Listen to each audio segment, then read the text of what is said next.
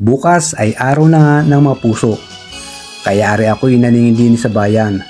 Mahirap makipagsabayan bukas at pihadong siksikan sa dami ng tao. Mas magandang mamili ngayon, makakapamili ka ng gusto mo. Iba't ibang klase ng mga bulaklak, kagaganda, may mahal at may mura. Marami kayong pagpipilian.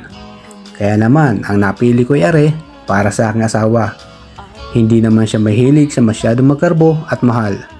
Malaala ko lang daw siya ay sapat na. Sana all ganare ang asawa.